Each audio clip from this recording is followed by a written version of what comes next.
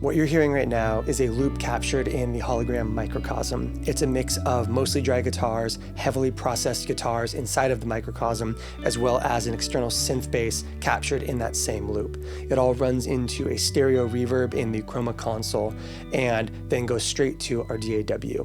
What I want to talk about in this video is how to take a kind of like live looped stereo mix like this and make it sound more vibrant, more expressive, but also how to give it a sense of kind of studio polish, finish, and cohesion. Let's talk about the Golden Master by Endorphin. If this is your first time here, my name is Mark Johnston, this is Secret Weapons, and if you want to subscribe, the button is down below and it would really help the channel out, so let's get into the Golden Master. I think it's no secret that I am mostly a studio musician these days. I basically live in this home studio I have made, writing, recording both for demos and videos on this channel, as well as music for other artists and that kind of thing. All that to say, I have become very, very dependent on my end of chain mixing and mastering workflow. Whether it's tape saturation, studio compressors, or studio EQs, I basically am used to hearing guitars with a finished polish on them and hearing mixes with kind of that glue and cohesion of a final mix. When I do play live, when I do go out and perform somewhere else, or when I used to do my kind of like late night ambient live streams on this channel, where I would build a loop much like what we're listening to right now, I would always kind of struggle to hear those things without that kind of finish and polish of a studio mastering chain. And that is what the Golden Master brings to your pedal board or your live performance workflow. The Golden Master is a couple of things all at once. It is a 3-band EQ, compressor, and mid-side stereo processor. And that third one is really cool, and we will get into it in just a second. You have stereo ins and outs, you have an expression or sidechain input, and then you have the ability to navigate through the 3 different modes that are all processing at the same time. You have a 3-band EQ allowing you to kind of like set your levels for your low-end response, your mid-range, and your treble.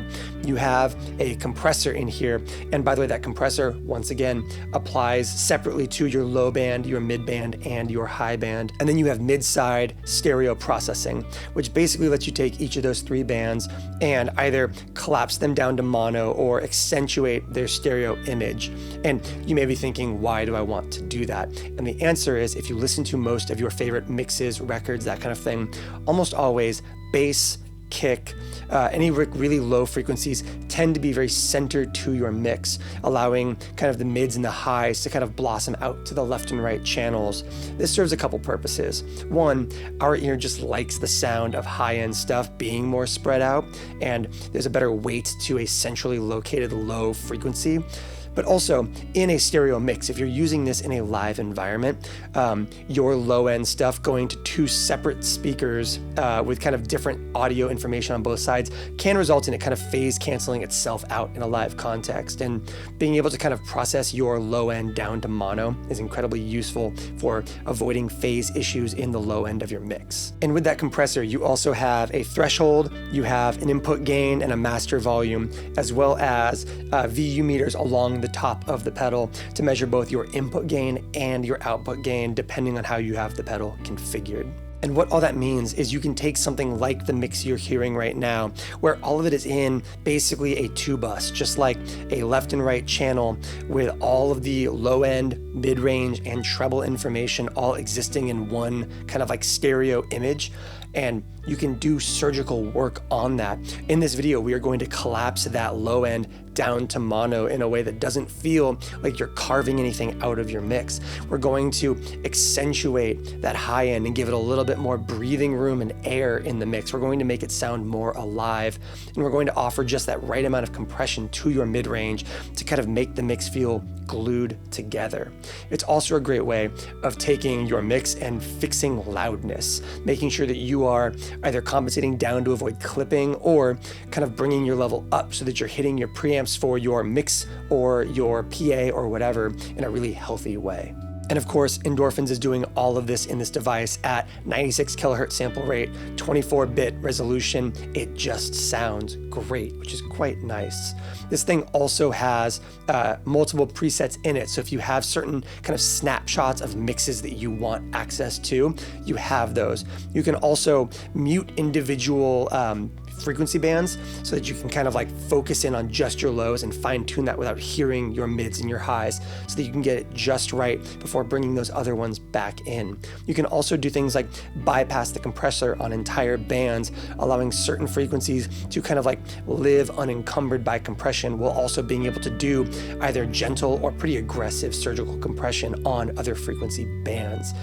This might all sound complicated, but if you're somebody who knows how to mix in your studio a little bit, being able to take that on the road with you is incredibly useful. But also, if you're somebody who doesn't do the studio thing like at all, this is a really accessible way to dip your toes into the process of mixing and mastering audio in some kind of like live tactile way, which I think is really valuable in terms of getting you into the studio mind and that studio workflow. If you've taken one thing from this channel, it's that I am a fierce advocate that every guitar player should be a studio musician. So obviously this is a video that I'm going to be somewhat passionate about. So let's take this mix that we are listening to right now and let's start doing some work on it with the Golden Master. Let's go ahead and polish those lows, make those highs sparkle a little bit more, and offer up some mix cohesion in that mid-range. I think that if you are somebody who does the kind of like parallel looping stereo ambient pedalboard machine where you capture all of your audio in one giant spaceship of a pedalboard,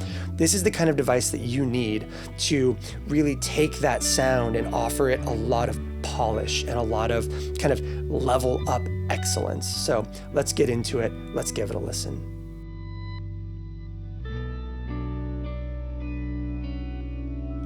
So what you're hearing right now is a loop built in the Hologram Microcosm ahead of Chroma console and ahead of the Golden Master in turn. We have a mix of synth bass, heavily affected guitar, as well as more dry guitar, all processing in the microcosm and saved in a loop there. That's going to then in turn process through a little bit of reverb in the Chroma console, and then we are going to kind of like effectively master everything in the Golden Master.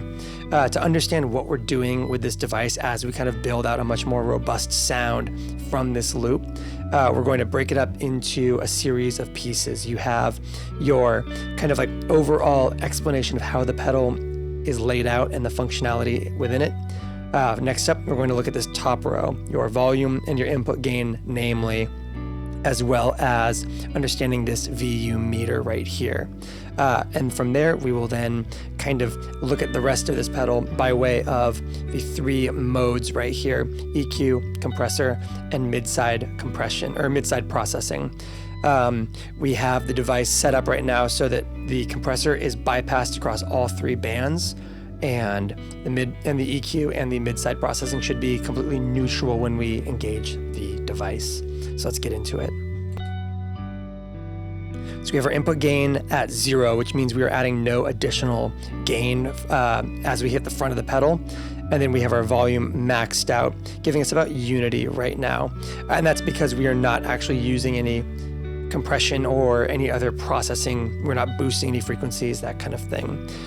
What you see right here is the volume coming into the pedal. And if I press this and it lights up, we are now seeing what is coming out of the pedal. And a good way of being able to tell which is which is, let's turn down our volume and increase that input gain all the way up. We are now plus 10 decibels of input gain. You're seeing a lot more, but you're not getting a lot more volume. And that's because if you go to our out, the out is only reading at about -6 at a peak, whereas the input is way, way stronger. So let's bring this down to a healthier place, give us a little bit more volume just so that we've got something a little bit more compelling to work with as we kind of run through our settings. Threshold is obviously going to be a direct relationship to the compressor settings along right here, and that will kind of come into play as we get into that compressor in a little bit. The VU control is also your alternate parameter control, allowing you to mix your dry signal back into the golden master in case you want to do something like parallel compression, that kind of thing. Let's start by taking a look at the EQ. It's worth noting that you can isolate any of your frequency bands at any given time by pressing to mute. So now you're just hearing the highs.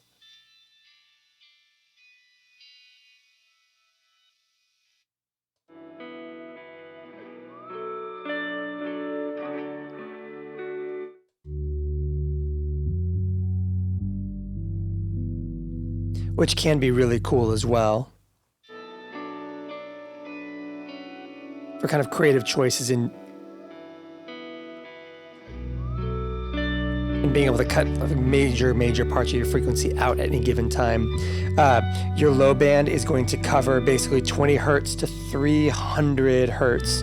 Your mids are going to be from 300 hertz up to 3K, with the highs going from 3K up to about 20K. Like I said, these are all going to basically boost and cut.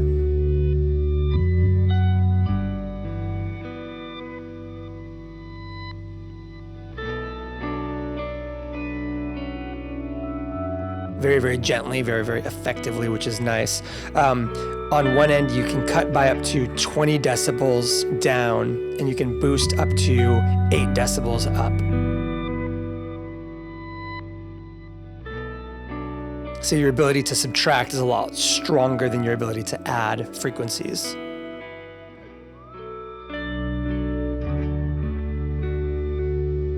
This can be great for pushing more of that mid-range to the front and creating kind of like a subtler, warmer sound.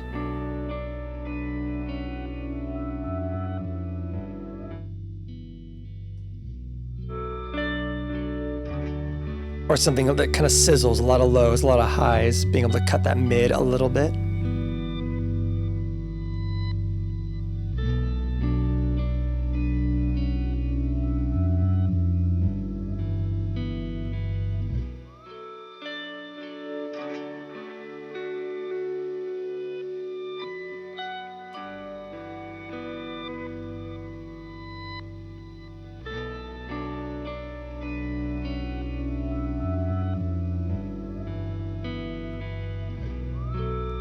Next up, let's take a look at our compressor.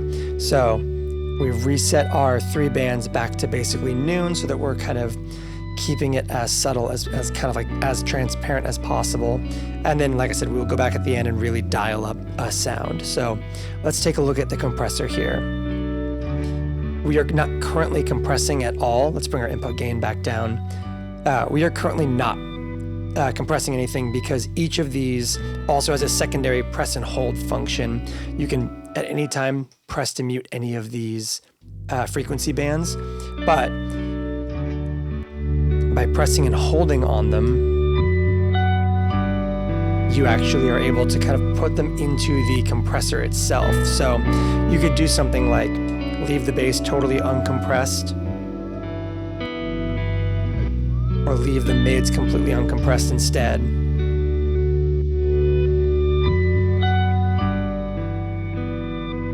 Worth noting right now that all of these 3 pots right here now become compressor controls instead of EQ controls. So if you want to modify those EQs, you can scroll back around, turn your lows down, turn your lows up, that kind of thing. In Compressor, you now have access to a sweepable set of kind of like compressor intensities pre-configured from kind of like slower attack and releases with lower ratios up towards much more aggressive ones. So let's go ahead and take a look at our low end by taking out our mid band and our high band. We have our low end playing right now, that kind of synth bass with some other stuff going behind it. We can turn our threshold way up, which will basically allow us to not touch the compressor whatsoever, as you can hear. Not much is changing as we kind of sweep through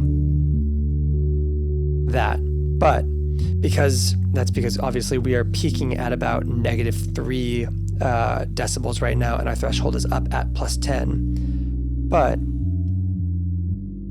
if we bring down our threshold and increase our input gain, that bass will start to actually hit the compressor. And as you turn this up, the compressor settings will get more aggressive and start to sound almost sidechainy internally within the pedal. For example,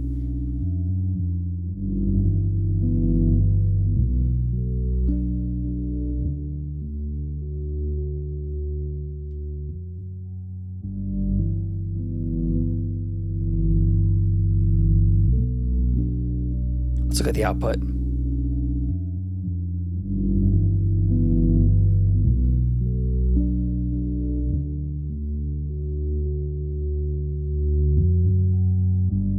More subtle compressor settings, bring up that threshold a little bit to get us to a place where we're not hitting it quite as hard. Being able to kind of set your threshold and see exactly where you're landing here is really helpful. So if you want something that really hammers down on that bass,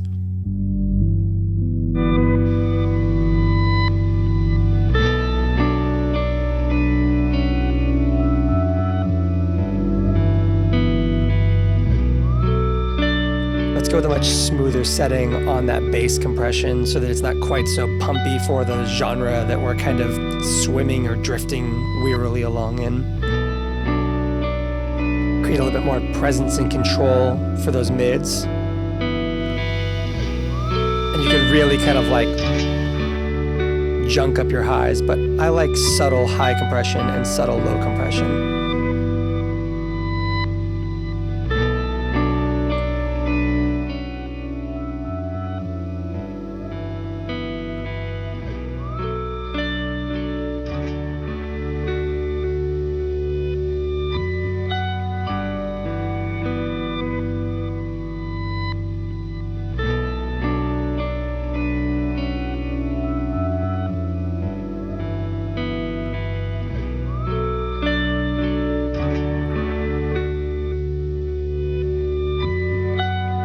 Like I said though, the parallel compression thing is a real thing. So if you want to go a little bit more hammered and controlled on your compression settings, you could slam those compression settings like we are right now, where we're getting a fair amount of squish out of it.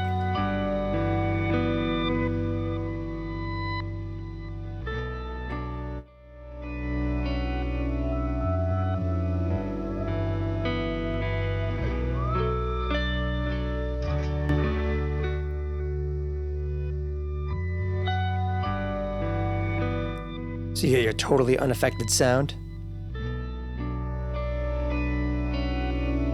And then a 50-50 split of our compressed sound and our uncompressed sound. And again, for context, that's our original. And that's without our EQ. Remember, we reset our EQ to flat. That's just from that compressor. Let's go back to a full wet compressor mix, or a full wet processing mix in general.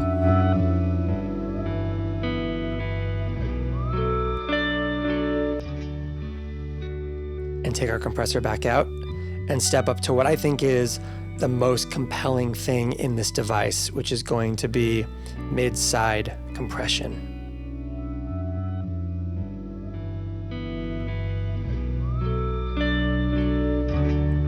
So mid-side stereo processing, which basically is the ability to take each of these frequency bands and either collapse them more to the center of your mix or accentuate the stereo image of each of them. So once again, let's mute those and go back to our lows. So this is the synth bass as well as a little bit of the low frequencies from the guitar, and they are processing, as you can hear, into a stereo reverb. And there was some stereo processing happening in the Hologram Microcosm as well. So effectively what we have here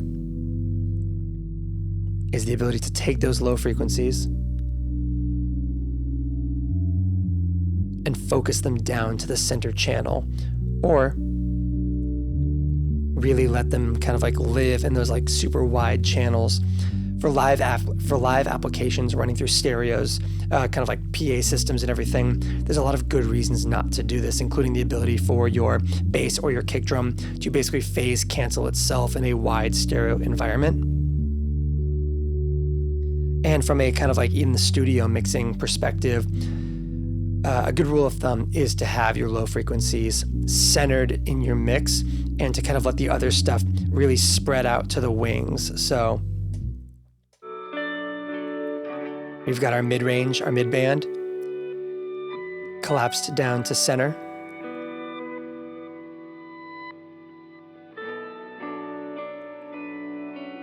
Fully stereoized. This is effectively where it would normally be. This is what it would sound like, those mid-ranges kind of like bypassed.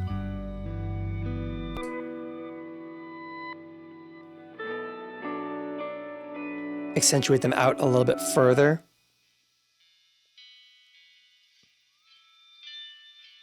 And those highs, I like having the highs really far out.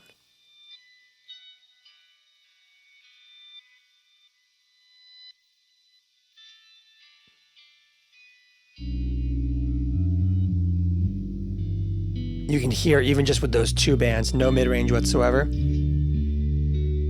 Those highs being really far out to the sides. And as you let that low end drift out as well, things get a little bit flabby sounding.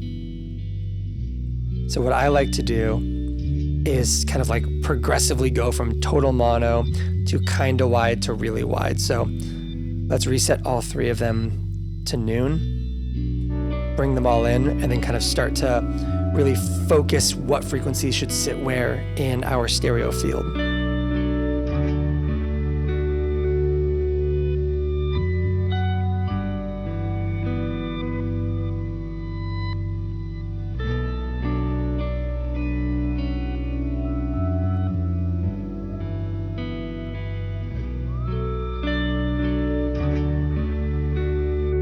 And again, you can hear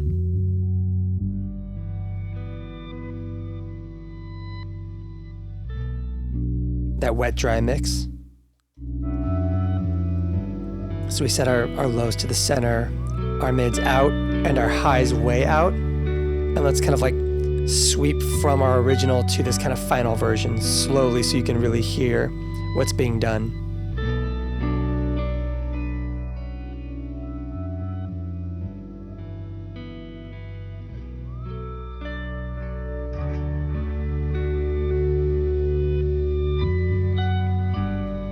There's more focus to the low end. There's more width in our reverbs and our modulations. It's quite nice.